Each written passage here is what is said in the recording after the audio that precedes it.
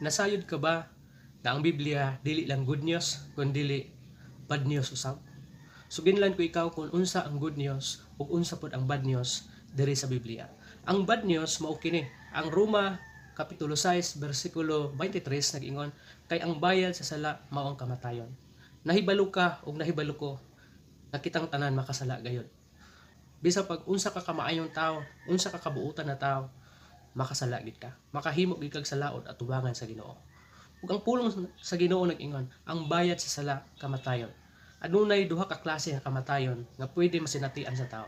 Ang una nga kamatayon, physical death. Kining kamatayon physically nga diin ikaw ug ako kitang tanan makasinati gayud niini. Ang Biblia nag-ingon, walay mulungtad ni ining kalibutana.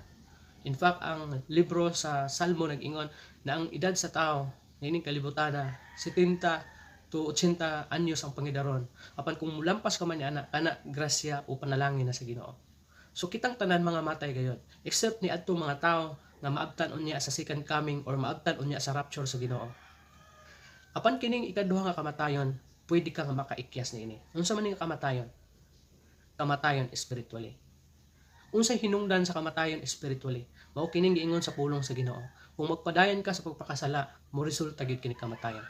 Kamatayon spiritually. Ingon pa ang Revelation 20:15 o gipadayag 20:15, ang tanang kansang ngalan wala may sulat sa libro sa kinabuhi, igatambog kadto sa linaw na kalayo. So higala igsuon, kung dili ikaw mobiya niini nga sala, kung dili ikaw motalikod sa imong nga sala, mo resulta gid kamatayon. Ug kini nga kamatayon spiritually na diin pagalaglagon ang imong kalag didto sa impyerno, didto sa kalayo, mawalay pagkapalong. Apan ayo kabalaka kay adunay good news. Ug unsa man ang good news? Ang good news, gihigugma ka sa Ginoo. Gihigugma ka o gihigugma ko sa Ginoo. Kitang tanan gihigugma sa Ginoo. Mao kini ang rason nganong gipadala sa Ginoo ang iyang buktong anak nga si Jesucristo aron mamatay diha sa krus alang sa imong sala ug alang sa ako nga sala.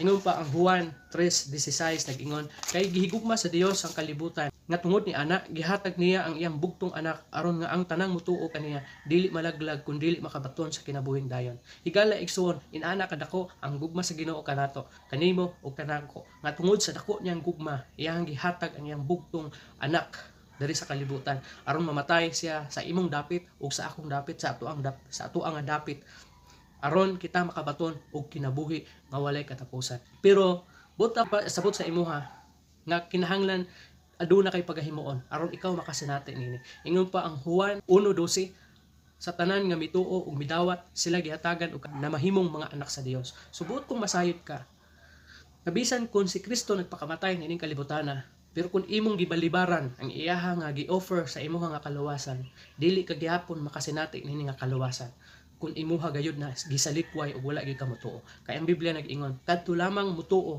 ug modawat sa iyang gibuhat dito sa cross, mao'y makasinati sa kinabuhi nga walay katapusan. Mao'y makaangkon sa kinabuhi nga walay katapusan.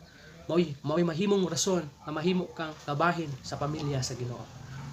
So, ang pagsaka dito sa langit dili pinaagi sa imuhang pagkamaayong tawo, sa imong pagkabuutan, dili sa imuhang pagkarelihiyoso, dili sa imuhang pagkakwartahan, pagkaedukado, kay si Kristo lang gayud ang bugtong pamaagi.